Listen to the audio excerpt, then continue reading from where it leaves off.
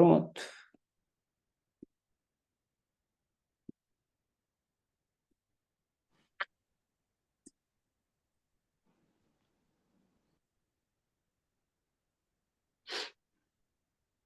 Vou ter que parar aqui.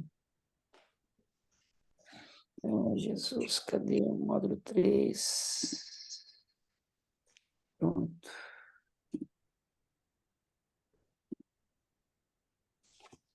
Pronto, todo mundo está vendo aí, né? Quem tiver dúvida aí, chama, tá bom? Vamos lá, então. Desativa o microfone de vocês, deixa só o meu. Ok? Deixa só o meu microfone. E agora a gente vai estar entrando no assunto. Então lá, evangelismo, indo, né? Então vamos falar hoje sobre métodos de evangelismo, tá bom? Os métodos de evangelismo que nós podemos usar para falar de Jesus, falar do evangelho para as pessoas. Então, desses métodos, dá uma olhada no gráfico aí. Como é que as pessoas veem a Jesus? Olha aí, por necessidade pessoal. Olha o tamanhozinho do gráfico aí, a quantidade de pessoas que vêm para o evangelho porque tem uma necessidade pessoal pequena, né? Por assistir um culto, o segundo gráfico aí, ó, são poucas pessoas que vêm para o evangelho. Por causa do pastor, poucas pessoas. Deve ter até diminuído. Porque teve uma visitação, pequeno grupo também. Ah, foi por causa do estudo bíblico, também pouca gente. Campanha evangelística, também pouca gente. Por causa da atividade na igreja, também pouca gente. Olha, a grande maioria das pessoas que vêm para Jesus. A grande maioria que vem para Jesus, elas vêm por causa de um amigo ou de um parente que ela conhece e que apresenta o evangelho para ela.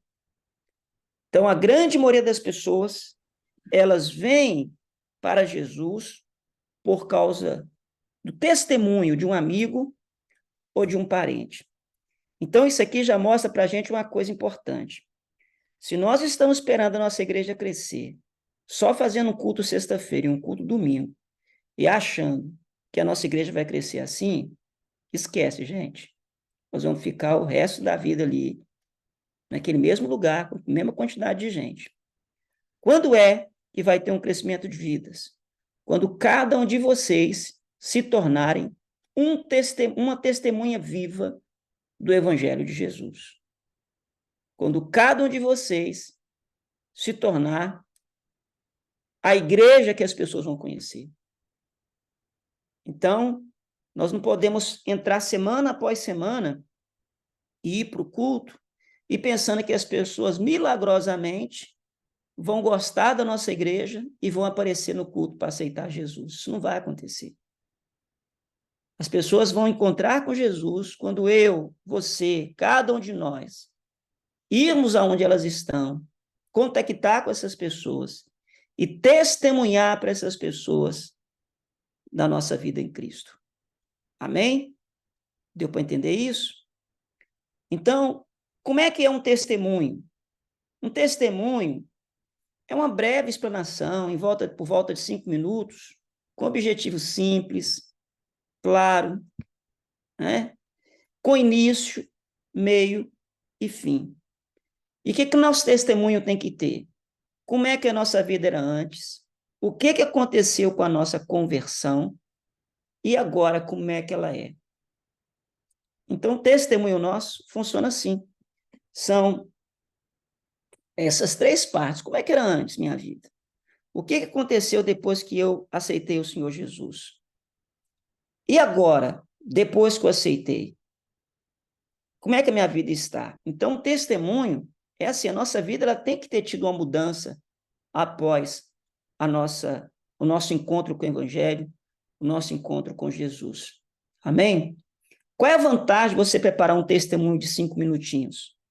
É que o testemunho ele é curto, ele é bem organizado, ele é mais eficiente do que do que o que inclui muita informação e tira a atenção do principal compromisso com Cristo. Então, por exemplo, a pessoa que vai na igreja, assistir uma pregação, é bom, é bonito, a pessoa lá está ouvindo, mas muitas vezes o que ela ouve ele tem pouco fundamento prático, mas um testemunho da pessoa que ela conhece, uma pessoa que você conhece ela, e você falar isso com 5 minutos para ela, é muito mais prático porque não tem tanta informação, é mais objetivo. Apresenta Jesus de uma forma empírica, pessoal e convincente, ou seja, empírica, mais consistente, né? Mais direta, pessoalmente e convincente, que vai direto na pessoa, não é para um monte de gente, é para uma pessoa só. E é uma ferramenta igualmente eficiente, tanto em grandes grupos como em pequenos grupos. Por isso que a importância desse testemunho que nós podemos dar. Amém? Dúvida até aí? Está dando para assimilar? Posso continuar? Tranquilo? Alguma dúvida? Não. Alguma dúvida? Posso ir? Vamos lá, então. O que fazer para escrever no seu testemunho? Primeira coisa, peça a Deus orientação sobre o que você deve escrever, o que é mais importante para você escrever no seu testemunho ali de 5 minutinhos. Prepará-lo, tendo em mente compartilhá-lo em grupo ou individualmente. Então, assim, se você vai participar, vai fazer isso num pequeno grupo, vai fazer isso com a pessoa pessoalmente, coloque isso em mente, prepara para isso, né? Para você falar tanto para a pessoa comum ali, sozinho, com seu amigo, com seu conhecido, ou para um grupo de amigos ali, de relacionamento, né? Ficar atento ao tempo determinado. Não passa muito dos seus 5 minutos.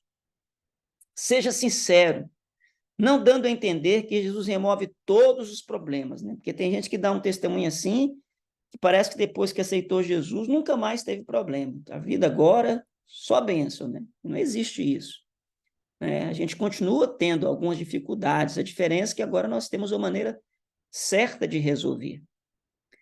Terceiro, considerar o tipo de audiência. O que é audiência? Para quem que eu estou falando isso? Ou seja, tem como eu dar o mesmo testemunho para uma pessoa de 15 anos, para uma pessoa de 45, 50 anos, 60 anos? É da mesma forma? Não é. Né? Tem como eu vou dar um testemunho para um brasileiro, para um português? Eu tenho que ficar atento a quem vai me ouvir, né? As características dessa pessoa que está me ouvindo, qual o entendimento que ela tem, né? Eu não posso falar da mesma forma. Qual é a dica aí que eu sempre dou para pregador? Eu falo muito para pregador isso. Pastor, quando é que um sermão é bom? Quando o sermão é simples e as pessoas entendem. É o melhor sermão que existe. A pessoa pode pregar muito bonito, dar muita informação, mas se as pessoas não entenderam, seu sermão não foi bom. Como é que eu, pastor, sei que o meu sermão foi bom? Quando as crianças entendem. Quando as crianças ficam sentadas a ouvir o que eu estou dizendo, é sinal que o meu sermão está sendo eficiente. Porque se uma criança entendeu, todo mundo entende. Amém? Então, é muito importante que a gente fique atento a quem vai estar ouvindo o nosso testemunho. Ok? O que não fazer com o nosso testemunho? Primeiro, não dê opinião sobre igrejas, organizações e pessoas. Então, você está lhe dando um testemunho, e durante o seu testemunho, você faz uma crítica ao homossexual, você faz uma crítica à Igreja Católica, você faz uma crítica aos espíritas, você faz uma crítica aos muçulmanos, você faz uma crítica a outra religião, ou seja, o nosso testemunho não é para falar dos outros, o nosso testemunho é para falar do que aconteceu na minha vida e falar de Jesus. Eu tenho que evitar ficar falando, dando opinião sobre igreja, sobre organização, sobre pessoa. Eu tenho que falar de Jesus da minha vida, acabou. Amém? Evite pregar também no seu testemunho. Né? Já viu aqueles irmãos que, quando pegam o microfone, parece que é outra pessoa? Quem já viu isso? A pessoa pega o microfone, irmãos, aleluia, oh, glória, começa a chiar, começa a dar pirueta, começa a fazer umas vozes, uma cara diferente. Falei, rapaz, cadê a pessoa? Tipo assim, sai dele, espírito, volta a pessoa aí. A pessoa transforma noutra pessoa quando pega o microfone. Nem conhece. Tem gente que vira carioca, tem gente que outro vira judeu, né? Vira uns trem esquisitos, porque... Então, não é uma pregação, é um testemunho. Eu estou falando suavemente, tranquilo daquilo que eu estou vivendo. Evite usar termos vagos, né? Alegre, transformando, sem explicar. Ou seja, você está dando testemunho, você cita um negócio vago ali, uma alegria fora da hora, transforma a sua cara, como eu falei aqui, parece uma encenação, né? Tem que evitar isso no seu testemunho. E também evite usar termos bíblicos. Pastor, termos bíblicos, sim. Lembra que você está falando para uma pessoa que não conhece nada de Deus, principalmente se você está falando para um europeu. Você falar para ele salvo, pecador, né? Jesus é o Cordeiro de Deus, pastor na minha igreja, ele não vai entender essa linguagem nossa, porque para ele, pastor é quem toma conta de ovelha no pasto, não é? Ele não sabe o que é o Cordeiro de Deus. Então, você tem que evitar, a gente muitas vezes tem uma linguagem evangeliquez, né, que a gente está acostumado a usar na igreja, e quer usar isso para as pessoas que estão ouvindo, né? Então, por exemplo, eu gosto muito de falar para as pessoas assim, quando vou chamar para a igreja, eu falo, olha, vamos participar da nossa reunião conosco lá na igreja, do nosso convívio espiritual, nós temos um convívio, nós temos uma reunião, sim ou não? Se falar para ela culta, ela não vai entender isso. Se eu estou convidando ela para uma reunião na minha casa, eu não vou estar usando o nome célula.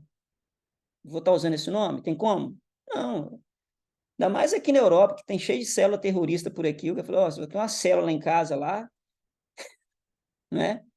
Eu lembro na época que estourou aquele atentado do World Trade Center, né? Nós tínhamos um monte de célula lá na nossa igreja, e aí um dos jovens lá colocou o nome dela lá, colocou o nome da célula dele, né? Terrorista de Jesus. Falei, misericórdia, não tira esse nome. Daqui a pouco a polícia vai bater na sua porta aí, né?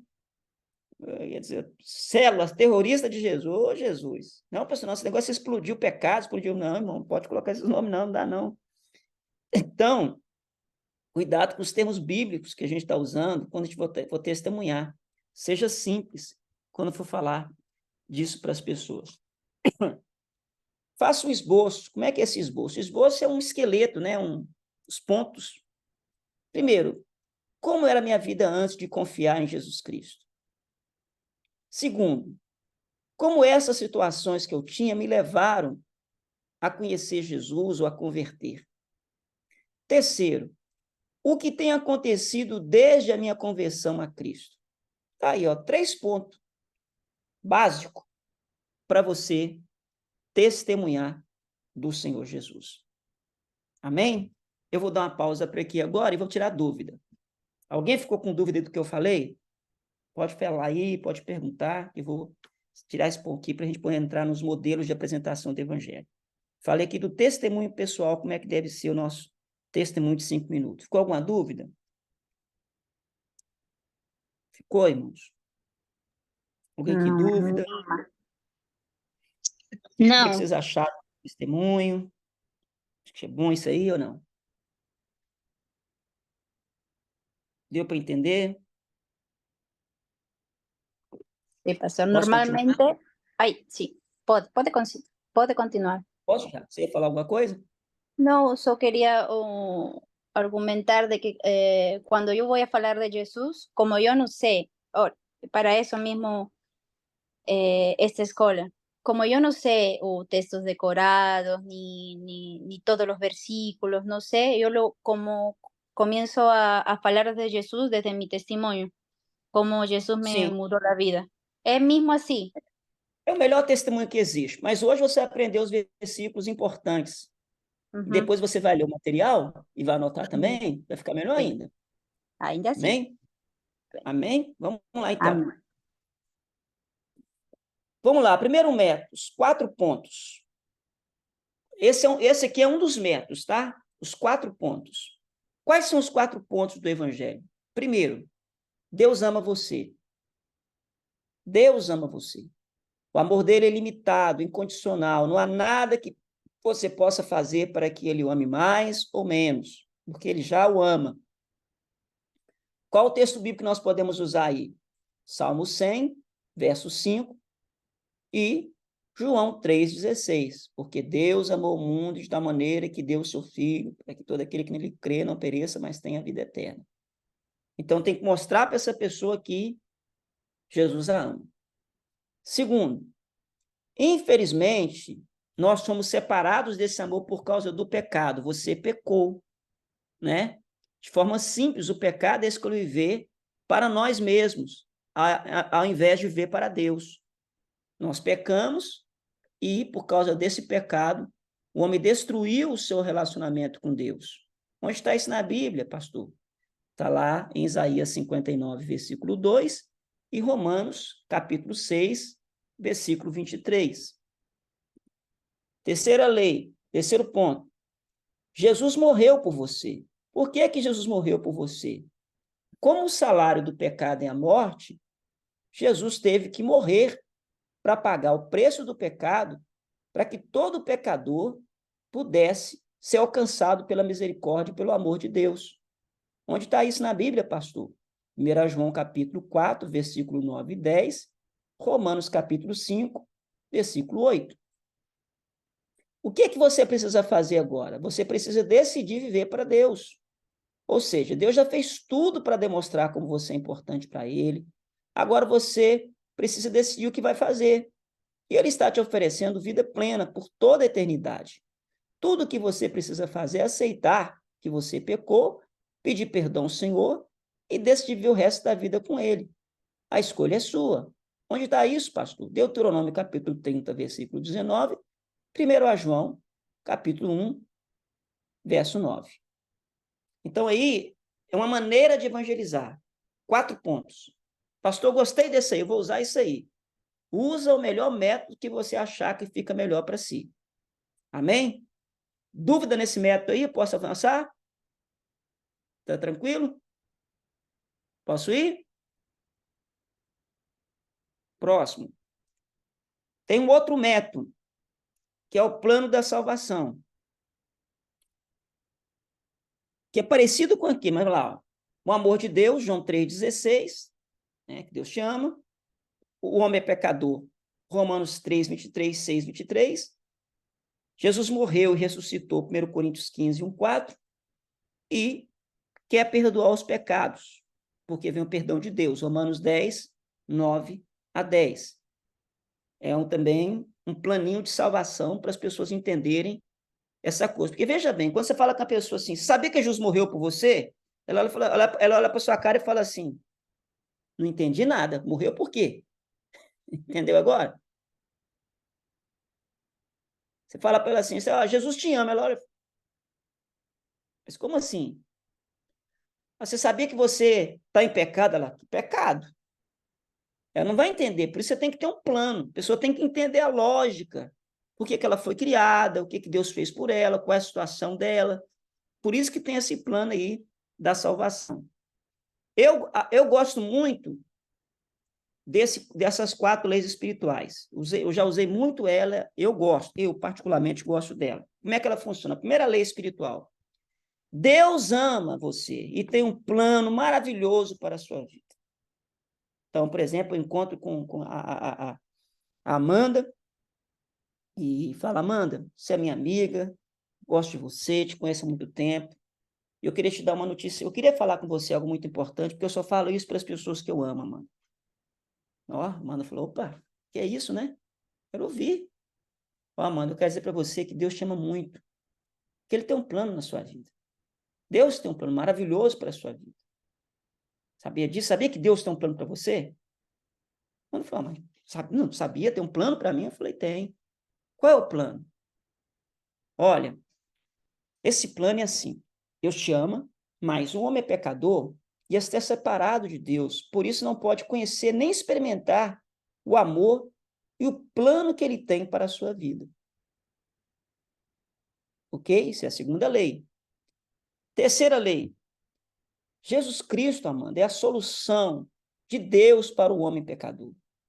Por meio dele você pode conhecer e experimentar o amor e o plano de Deus para a sua vida. E a quarta lei, pastor? A quarta lei é: precisamos receber Jesus Cristo como Salvador e Senhor, por meio de um convite pessoal.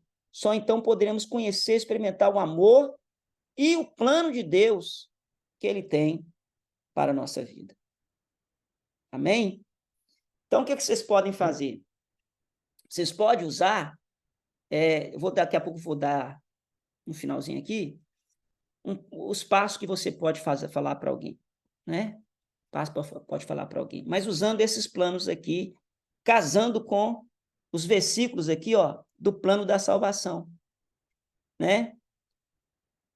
Deus te ama muito, aí, João 3,16, porque Deus amou o mundo de tal maneira que deu seu único filho para que todo aquele que nele crê não pereça, mas tenha vida eterna.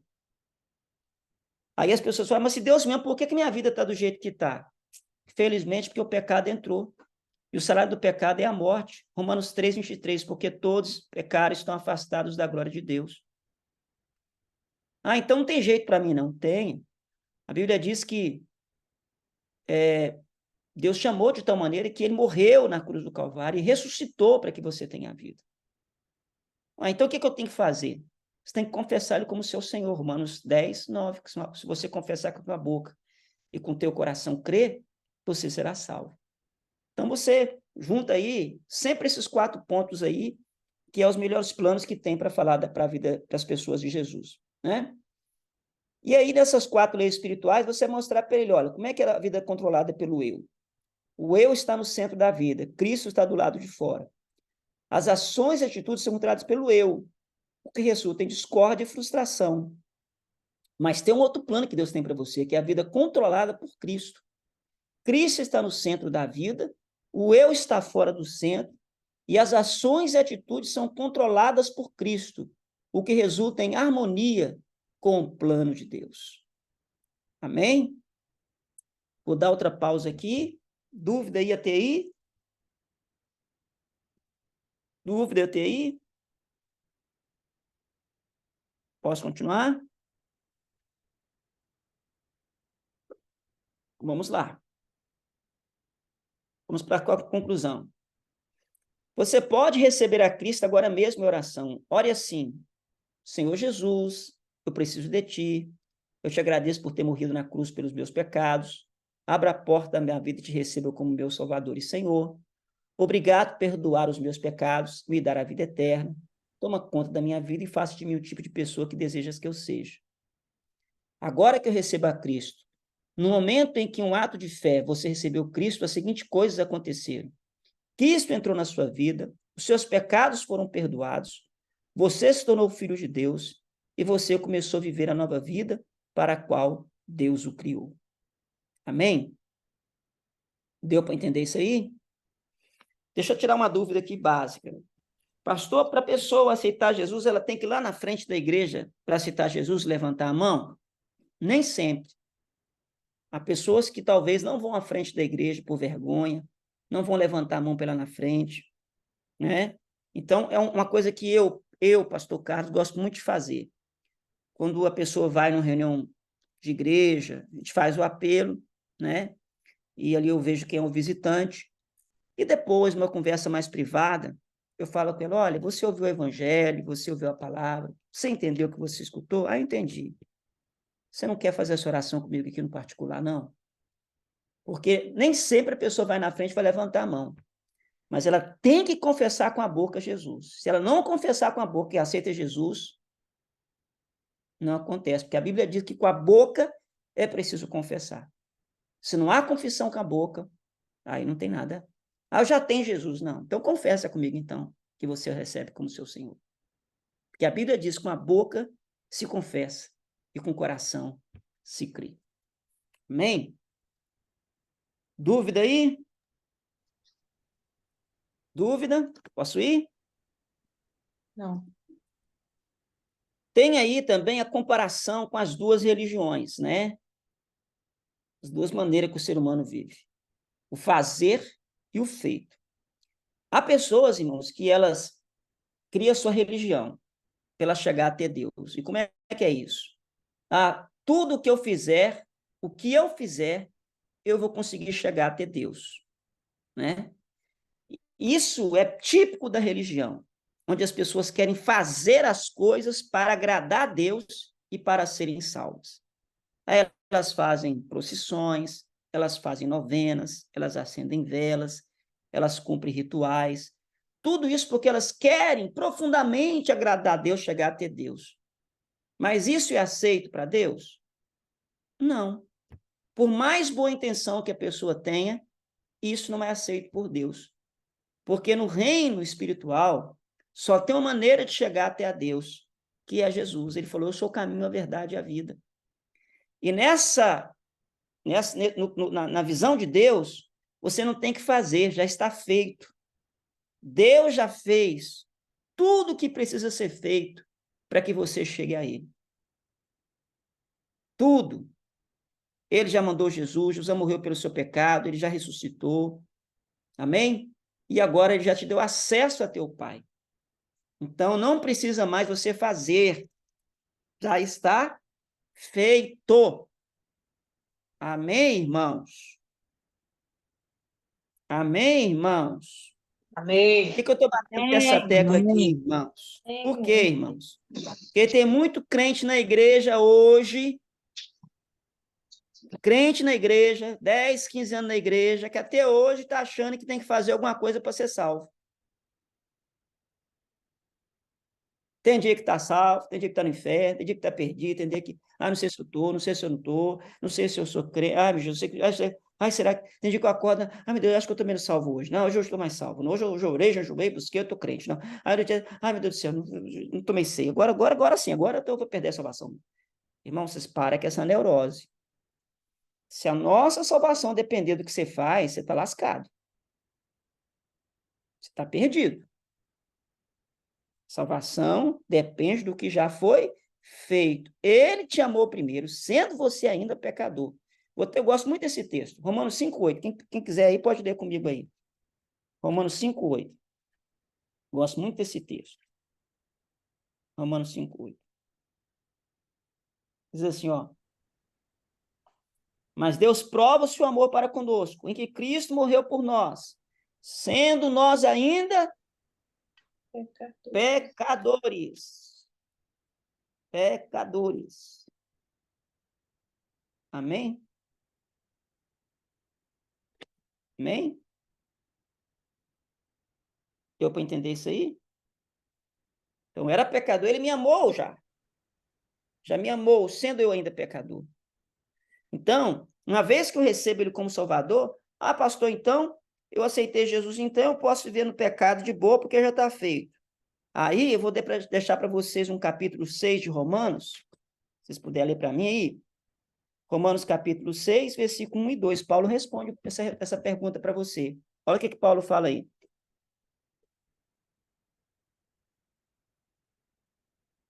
Que diremos, pois? Permaneceremos no pecado para que a graça aumente? De modo nenhum. Nós que estamos mortos para o pecado, como ainda viveremos para ele? Olha o versículo 15 aí, mesmo capítulo. Que diremos, pois? Havemos de pecar por não estarmos debaixo da lei, mas debaixo da graça? De modo nenhum.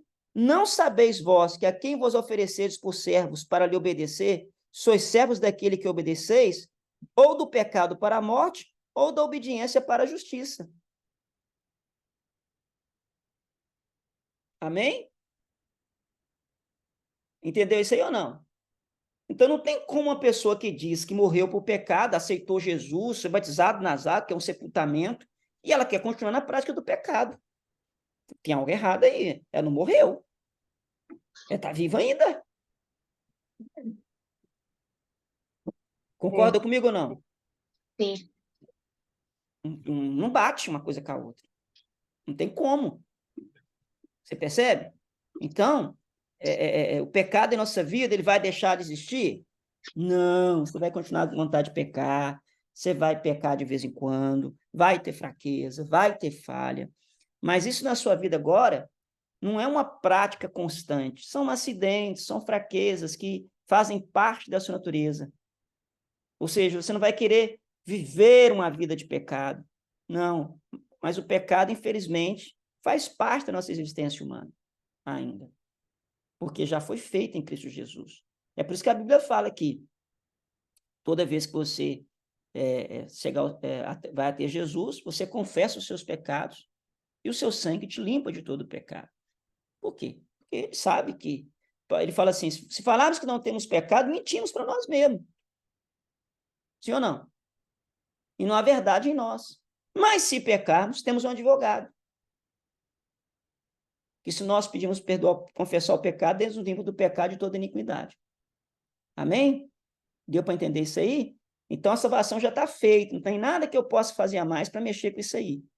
Está resolvido com Cristo Jesus. Tá bom? Dúvida aí? Posso continuar? Pode. Ponte. Eu não gosto desse método, porque ele é um pouco complicado, mas assim, dá para entender aí, ó. Deus e o homem estão separados por causa de quê? Por causa de uma ponte. Tá vendo a ponte? Está em forma de cruz, mas é uma ponte. Essa ponte é o pecado e a morte. Como é que liga os dois lados? Como é que liga os dois lados? Estão vendo aí o mousezinho aí ou não? Estão vendo? Sim. Não conseguiram ver a Sim. setinha? Como é que liga os dois lados? Jesus. Jesus Cristo. Através do O pecado separa, a morte separa, mas Jesus liga Deus com o homem. Isso aqui é muito bom para você explicar para uma pessoa que é uma criança, né, um adolescente, que não entende muitas coisas. Você mostra para ele, ó, do lado está Deus, do lado está o homem. Mas o pecado está, a morte está aqui no meio, separando. Como é que faz para ligar os olhos? Jesus. Certo? Então, vamos lá. Vamos lá, então. João 3,16. É um outro gráfico que mostra aí a condição do homem. Vamos lá. Estão vendo a minha setinha aí? Estão Sim. vendo? Sim. Ó, Deus criou o homem. Qual é o plano de Deus para o homem? Ó, vida. Correto? Criação, vida. O que aconteceu nesse caminho? A queda. O homem caiu. E ficou afastado de Deus. E agora está esse homem aqui agora destinado à morte. Deus fez um plano para a vida, o homem agora está destinado à morte por causa da queda. Aí esse homem agora quer de todo jeito voltar para o plano de cima. Aí ele começa a ir à igreja, praticar boas obras, praticar uma religião. São todas tentativas, mas nada funciona. O que Deus então fez? Deus lá de cima planejou Jesus e mandou Jesus à terra para que Jesus resolvesse esse problema. E agora, através de Jesus, esse homem agora pode ir para o plano lá de cima, que é a vida eterna e ter eternidade. Bem explicado, hein? Tá vendo? Isso é um gráficozinho para aquelas pessoas que você vai falar muito, ela não entende. Você mostra isso aqui, ó. Deus criou o homem, está aqui até o fim, o homem caiu, fica tentando ir até Deus através que não funciona. Aí, ó, Deus fez, Deus quis salvar o homem, Deus pega e traz Jesus para a terra, conecta o homem, leva o homem de volta para o projeto original, que é o plano dele. Tá ok? Outro método de evangelismo é as reuniões de pequenos grupos, os encontros de amigos, os eventos pontes, né? E é nisso que agora que eu vou gastar mais tempo com vocês. Pronto. No que eu falei até agora, ficou alguma dúvida? Ficou alguma objeção? Ficou algum comentário que vocês querem fazer? Estou sendo bem didático com vocês, bem explicadinho para os irmãos entenderem. Ficou alguma dúvida até aí? Não. Qual dos métodos que vocês mais gostaram aí?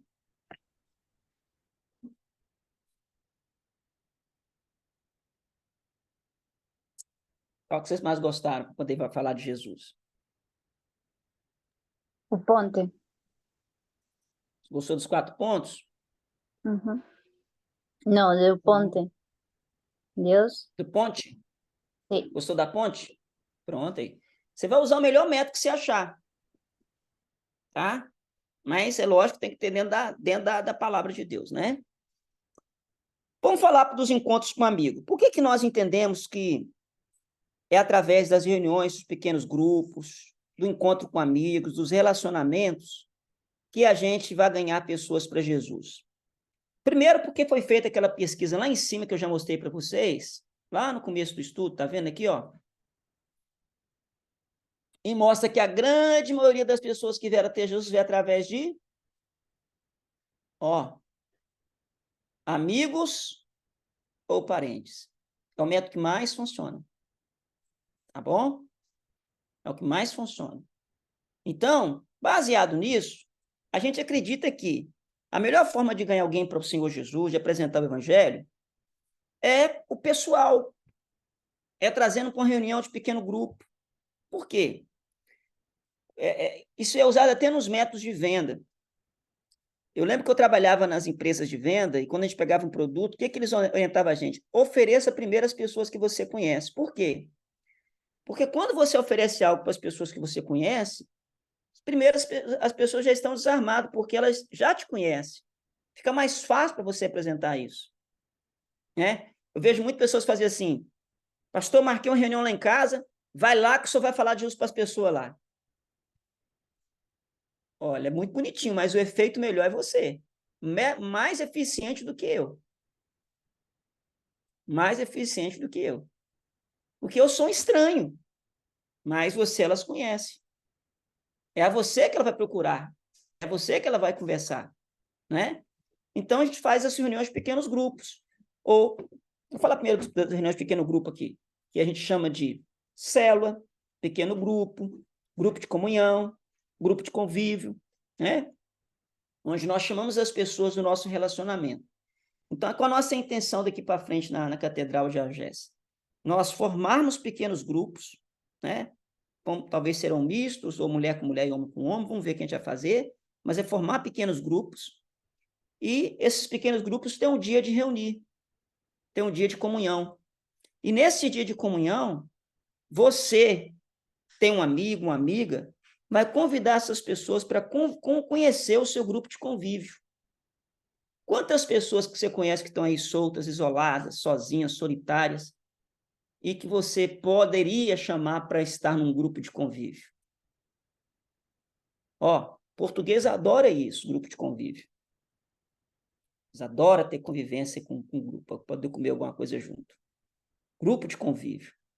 Então, seria isso aí, que alguns irmãos chamam de células. Por que chama de célula, pastor? Porque o nosso corpo é feito de células. Todas as células, quando se juntam, formam o corpo. A mesma coisa é a igreja. Tem uma célula aqui, tem outra célula ali, tem outra célula lá. Quando essas células se juntam no domingo, elas formam a igreja, que é o corpo de Cristo. Por isso que esses pequenos grupos são chamados de células. Amém? Então, vamos lá. Pastor, como é que eu faço um evento de colheita? Eu faço um evento de célula? Como é que funciona isso? Em primeiro lugar, onde será esse evento? É muito importante a gente definir onde será o evento, onde será a reunião. Muito importante. Por que é importante, gente? Por exemplo, eu quero fazer uma reunião de pequeno grupo e quero levar meus amigos para conhecer Jesus. Você acha que vai funcionar a minha reunião lá na igreja? Fica bom fazer essa reunião lá na igreja? Não. O que vocês acham? O que vocês acham? Seria bom fazer? O pastor, eu vou marcar lá na igreja lá, vocês acham que seria bom? Por exemplo, os jovens aí fazem muitas reuniões lá na igreja de célula, né? Vai ter que sair de lá, porque a célula não é um bom ambiente para você levar uma pessoa que acabou de conhecer ela e quer falar com ela do amor de Jesus. Quando você falar para a igreja, fala, igreja não. Ela vai entender já a religião. Então, o melhor lugar para você levar essa pessoa é no convívio da sala da sua casa, é num local que você tenha condição de conversar. Por exemplo, tem muita gente que marca essas reuniões no lugar que tem muita gente. Também não vai funcionar. Você está ali conversando com a pessoa, ela está atenta, vendo outra coisa, perdendo atenção. Tem que ser um lugar mais reservado. Tem que ser um ambiente mais reservado. Então, cuidado onde será esse evento. Né?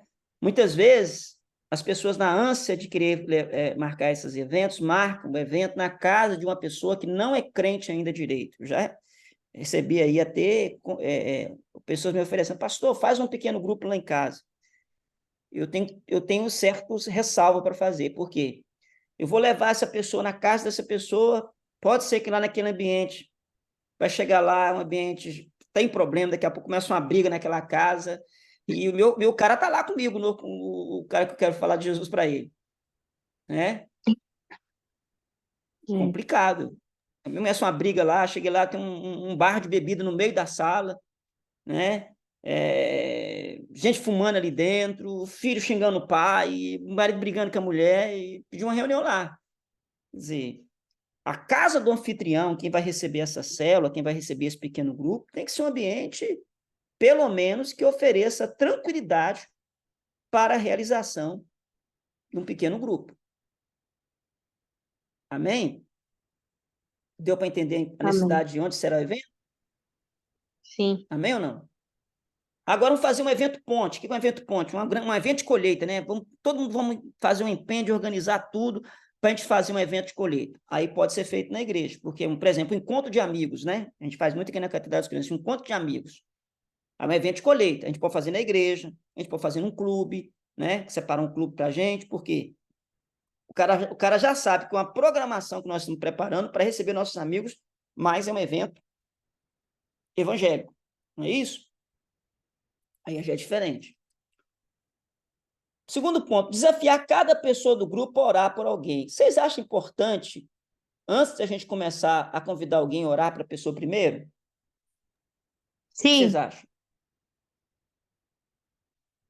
Por que é importante? O Espírito Santo já ir trabalhando. O Espírito Santo já ir trabalhando, porque a gente fala assim, pastor, aquela pessoa ali é fácil. Aquela pessoa ali, convidar ela vai na hora. Cuidado, hein? Cuidado, você vai ficar enganado. Tem gente que é gente boa demais, seu amigo, gente boa, mas você pode convidar 2, 3, 4 vezes, o coração dela é duro. E ela não abre o coração para Jesus. E tem gente que é toda doidona, perdida, lascada, você fala assim, não dá nada. E a pessoa vai, e ela, no primeiro encontro que ela vai, ela pega e recebe Jesus e fala que quer Jesus. Então, não engane com pessoas, não, gente. A gente precisa orar muito para as pessoas, para que Deus toque, coloque no coração dela. Jesus tem que fazer a obra. Se não fizer a obra, você pode fazer uma célula bonita, pode fazer uma reunião bonita, pode fazer bonitinho, não vai acontecer nada. A gente tem que orar por aquelas pessoas que nós estamos convidando ela. Terceiro é fazer o contato. Como é que eu faço contato, Amanda? Como é que eu faço? Quem está aí? Tem mais gente aí? Eu estou vendo aí mais gente. Deixa eu ver quem está aí. Oi. Quem está aí? Todo mundo aí? Glória a Deus. Eu gosto daqui. Tudo bem? Todo mundo aí ou não? Sim. Vamos lá. Sim. Como é que eu faço um convite? Como é que os crentes convidam as pessoas para ir para a igreja? Tem culto na minha igreja domingo, vai lá. Não é assim? Vai ser uma bênção. Essa é uma bênção. Eu falei, bênção? O que é bênção? Vai sair de lá muito abençoado. Abençoado. Não sei o que a gente faz com as pessoas? Se você estiver triste, vai sair alegre. É. Né? Então, assim, o contato, como é que eu vou contactar com essa pessoa, é uma coisa, assim, muito importante. Então, por exemplo,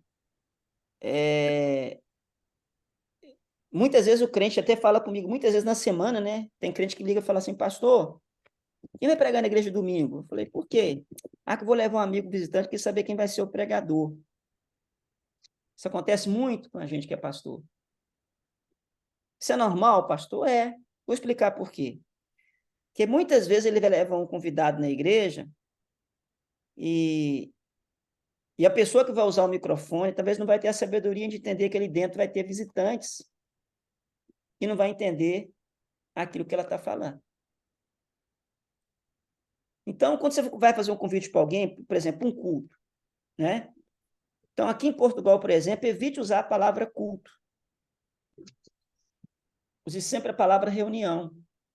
Porque o europeu aqui, ele tem mania de confundir culto com oculto. E não sei se você sabe, para ele, igreja evangélica é seita. Aí ele já acha que a igreja é seita, e você chama ele para algo oculto? Quem entendeu? Fica meio complicado. Então, você usa sempre duas palavrinhas. Chama ele para reunião.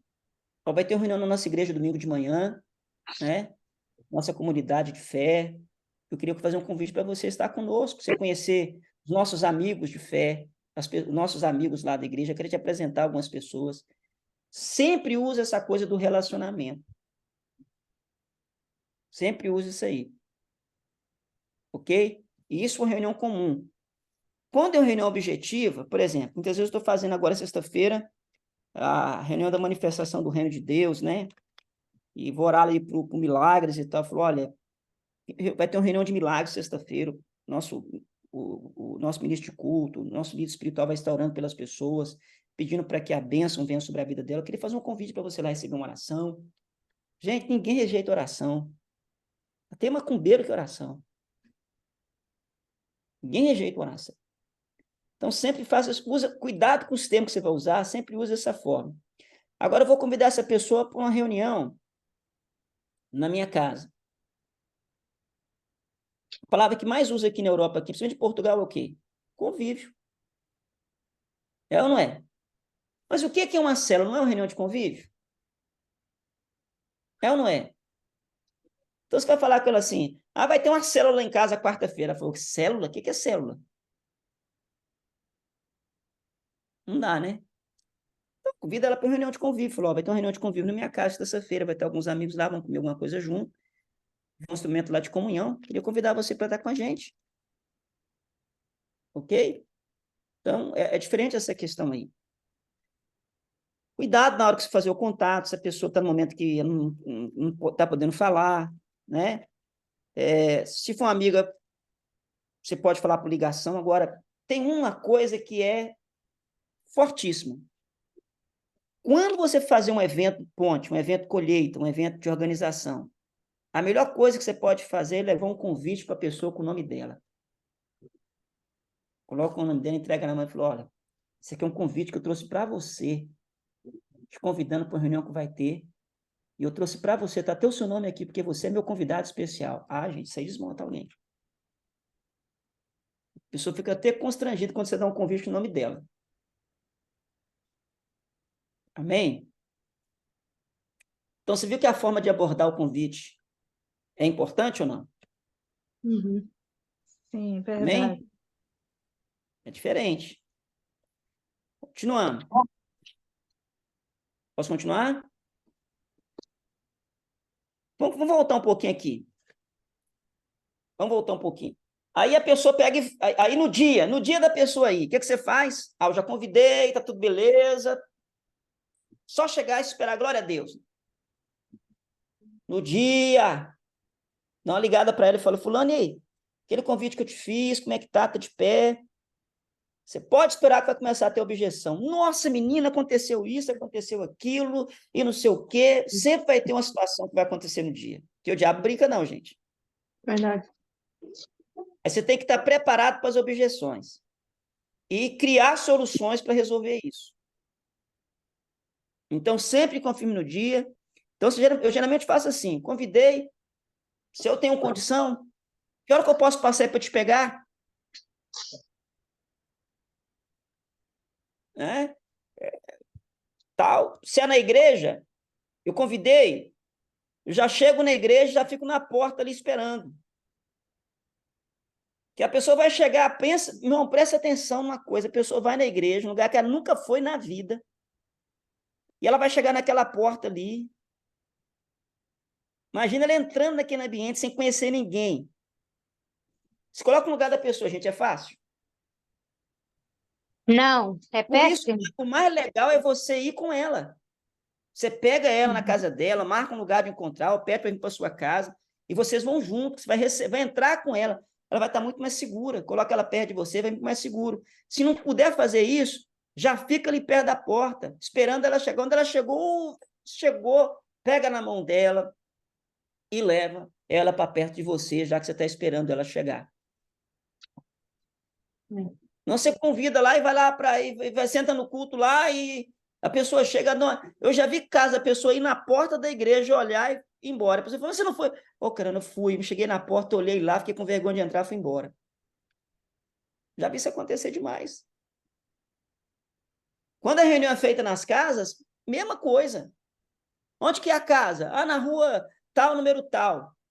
Manda pela localização, chegou lá, manda a localização, vai lá para a porta já e fica esperando ela ali na porta, porque ela vai chegar, vai apertar a campainha, aquele trem já fica esperando. Né? Se não puder vir com ela, é lógico, porque ela vai chegar no ambiente hostil. Né? Se ela for melancólica ainda, aí piorou. Aí que ela não vai... Esse temperamento aí, né? Amém? Fala mal dos Dúvida tem aí? melancólicos, não. Dúvida tem ou não? Sanguínea já manifestou. Dúvida tem ou não? Tranquilo? Continuando. Aí vai começar a reunião. Pastor, vamos fazer reunião agora. Reunião na casa. Reunião na casa. Vamos começar a reunião na casa. Isso aqui eu estou dando um básico aqui, só para os irmãos começarem a entender já como é que funciona. Eu dou as boas-vindas. Amém? Eu dou as boas-vindas. Como é que é as boas-vindas? Essa é a reunião, vamos para a reunião na minha casa. Agradecer a vocês por terem vindo aqui na minha casa hoje, nessa reunião de convívio. Muito bom vocês terem chegado, né? Outra coisa, gente, a pessoa vai chegando, se você for fazer reunião na sua casa, não faça da sua casa uma mini igreja, pelo amor de Jesus Cristo. Já fui reunião em casa, que tem lá as cadeirinhas no lugar, uma mesinha no centro, com a toalhinha branca, com um negocinho assim, um púlpitozinho no meio. Uma igrejinha na sua, pelo amor de Jesus Cristino. Fui fazer reunião lá na Espanha, e a mulher lá queria fazer uma igreja na sala dela. Não, porque aí queria, não, o salão não dava, vamos alugar um salão. Eu falei, não, minha senhora, aí tendo que ir lá explicar para ela. Aí cheguei lá, fui antes, expliquei, e ela montou lá um negocinho do lado, eu já tirei mais ou menos, já tirei o sapato, fiquei só de meia, fiquei ali, quebrei o gelo, que é um ambiente de relacionamento, não é um culto na nossa casa. Amém? É uma reunião de convívio. Reunião de convívio. Então as pessoas chegou. Aí eu coloquei o lanche aqui no final. Você pode deixar o lanche para o final, você pode deixar o lanche no início também. Não tem pecado nenhum também, não. De repente a pessoa chegou ali enquanto está chegando. Vou comer alguma coisa com a gente aqui e tal, e vai comendo alguma coisinha ali, belisca alguma coisa, vai batendo um papo e tal. É o quebra-gelo, a pessoa vai chegando todo mundo ali, né? Tem esse mesmo. Tem outro também, pode deixar para o final. Vamos lá. Então, dou início à reunião, agradeci vocês pela vinda de vocês e tal. Vamos iniciar a nossa reunião. Aí, vamos fazer 3 orações aqui agora. Não, pelo amor de Deus, faz também não. Não é um culto na sua casa, é uma reunião de convívio. Né? Então, ali começou a reunião. Gente, muito obrigado, então. Vamos fazer o seguinte, vamos cantar 2 canções aqui para alegrar nossa noite? Já entra no louvor, gente. Pastor, mas nem orou, nem fez um clamor. Falei, irmão, não é um culto na sua casa, abençoado. É uma reunião de convívio. Amém? Ali canta 2 canções. É lógico, 2 canções que as pessoas convidadas possam entender. Você não vai cantar que ruge o leão e a terra estremeça. Amém, irmãos? Pastor. Assim, que é o leão? Vai tremer o que aqui? Amém?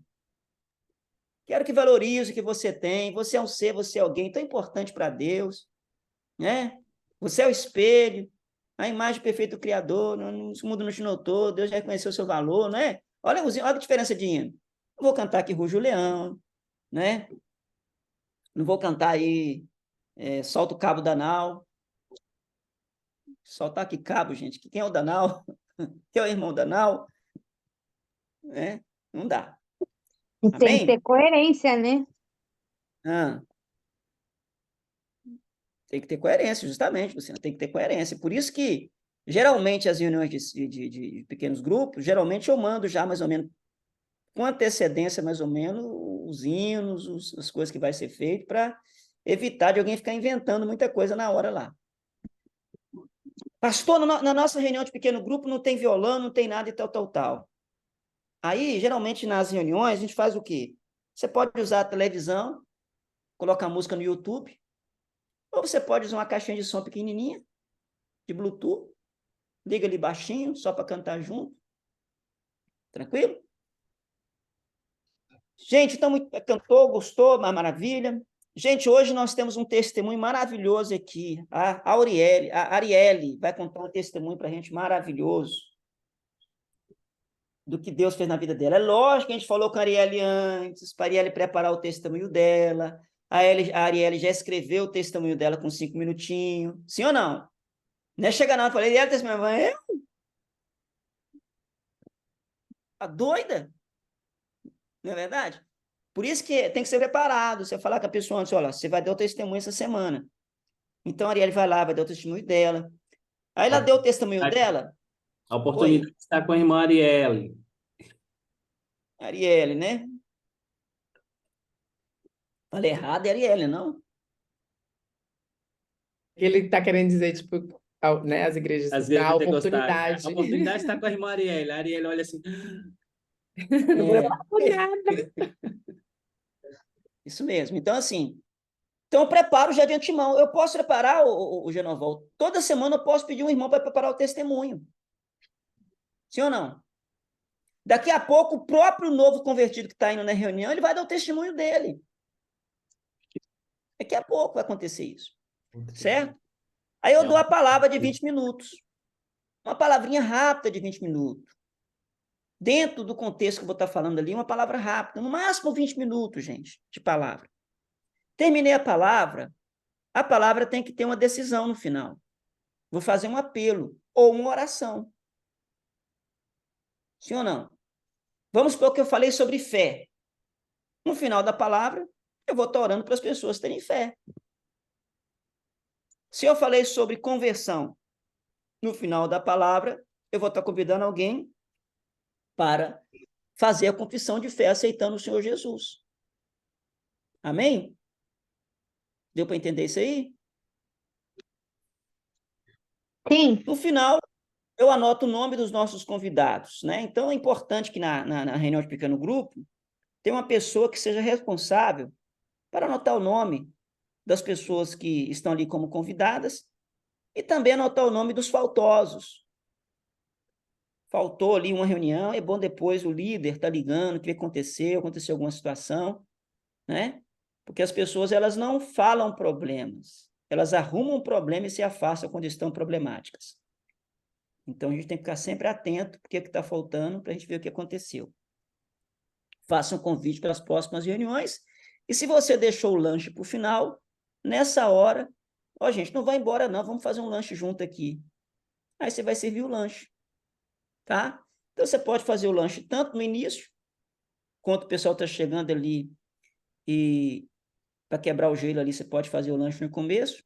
O ruim de fazer o lanche no começo é que pode ser que o pessoal coma tudo e quando chegar o visitante acabou, né? A única coisa ruim é isso aí, mas aí você controla aí, né? Mas ele é ótimo para quebrar o gelo quando o pessoal está chegando. Se deixar para o final, é bom, todo mundo come junto. O ruim é que pode ser que a pessoa está com pressa e termina a reunião, não vai nem lanchar, vai embora já. Então, eu gosto mais quando a pessoa está chegando, a gente tem uma mesa posta já, vamos chegando, vamos comendo alguma coisa, né? E depois, quando começa, já começa com mais de formalidade. Tranquilo? Dúvida até aí? Eu dou uma pincelada rápida. Lógico que depois vou treinar vocês como é que faz a reunião, vou fazer a reunião para vocês. Quem já fez vai relembrar, né? Tranquilo. Mas dúvida até aí ou não? Não, Entenderam tudo agora, tranquilo. entenderam agora o que é uma reunião de pequeno grupo? Sim, Deu vontade de fazer um? sim. Quero fazer um já. Deu vontade de fazer um? Amém? Gente, a igreja não é muito diferente. Na igreja não é muito diferente. Por isso que eu falo muito com o Ministério de Louvor, eu bato muito na tecla dos obreiros. A gente tem que ter uma reunião muito inteligente para as pessoas que vão, né, entender o que está sendo feito. Tá bom? Como evangelizar?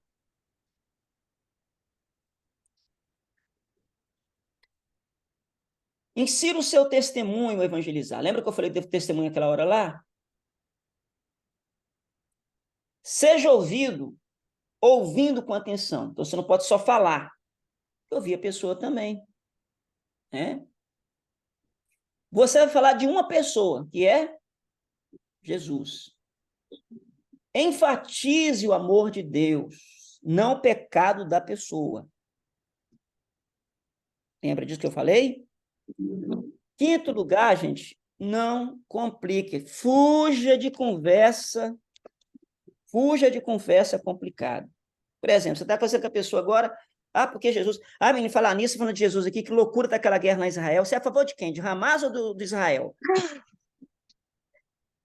Aí você vai, não, porque o Israel está no coração de Deus, né? Eu acho um absurdo. Porque, complica, vai para o básico, fuja de conversa paralela. É o básico ali.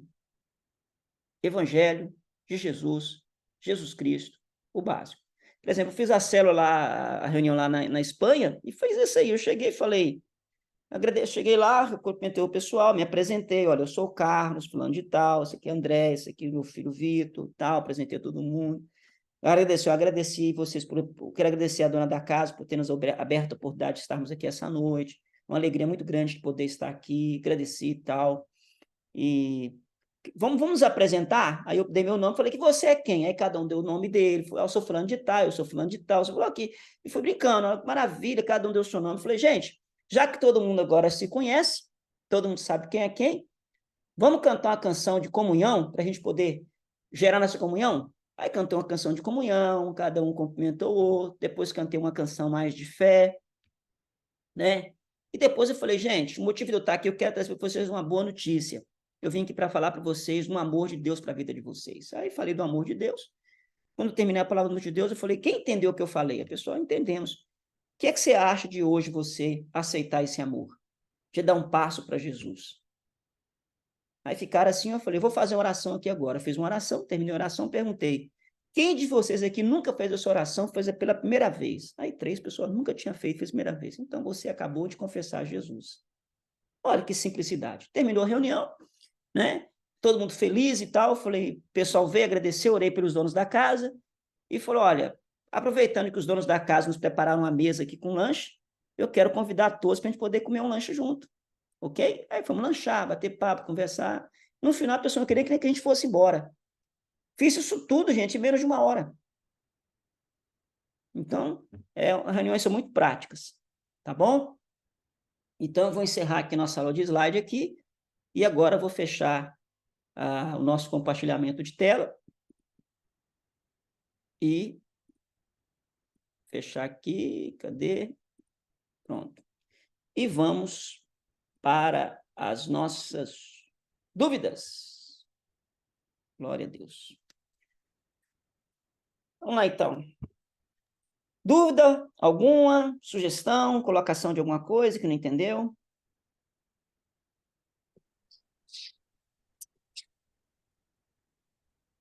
Tranquilo? Gente, tranquilo? Tudo bem? Tranquilo. Tudo bom aí? Acorda, Amanda. Tudo vivo. Tranquilo? Tudo vivo aí? Amém? Então, Oi. Oi. Então, tranquilo, deu para entender tudo, né? Então, pastor, como é que então eu abordo alguém que eu quero levar para Jesus? Primeira coisa é ter amizade com a pessoa. Evita fazer convite aleatório. Eu aquela pessoa que sai pela rua fora, com um convite na mão. Bonito, pastor, mas é pouco eficiente. Ontem nós aprendemos sobre eficiência e eficácia, né? Ela faz todo o processo bonitinho, mas não tem eficácia nenhuma, né? Então, geralmente não funciona. Então, a melhor maneira de você ganhar alguém para Jesus, primeira coisa, é você focar em 2 ou 3 pessoas, começar um processo de oração por elas, né? Aproximar delas na base do relacionamento, descobrir qual é a necessidade que ela tem, e depois você abordá-la com essas 4 leis espirituais. Você pode falar com ela, ou a cruz, ou a ponte, mostrar para ela do amor de Deus, o que o pecado faz com o ser humano, né? E da solução que Deus tem para o pecado, o que ela tem que fazer. Ok? Mais à frente, depois, vou passar para vocês um método de evangelismo muito bom. Muito bom.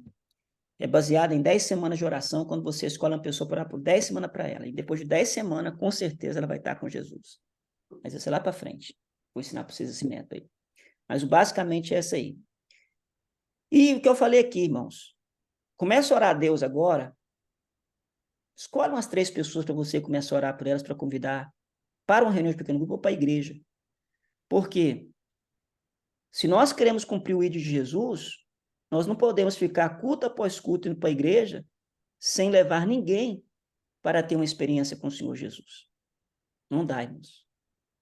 E eu já estou percebendo isso. Nós estamos ficando na igreja com muito conhecimento, com muita sabedoria, com muita Bíblia, muita informação, mas pouca ação. E nós estamos precisando agora já começar a pegar tudo que nós estamos aprendendo e dividir com alguém que está precisando, assim como nós um dia precisamos também. Amém? Amém. Posso encerrar? Pode continuar. Posso encerrar? Está tudo certinho? Sim. Eu quero ver vocês animados agora para as reuniões de pequeno grupo, viu, gente? Em nome de Jesus. Bora, pastor. Já vamos para a semana, já. Em nome de Jesus. Vamos preparar aí. Eu vou já começar a receber nome de alguém que quer oferecer a sua casa para a gente fazer o pequeno grupo lá. E vamos preparar já nossos corações para daqui uns dias nós estarmos cheios de pequenos grupos funcionando aí, onde você vai ser instrumento de Deus para ganhar muitas pessoas para o Senhor Jesus. Tá bom? Amém. Deixa eu encerrar aqui a gravação, então.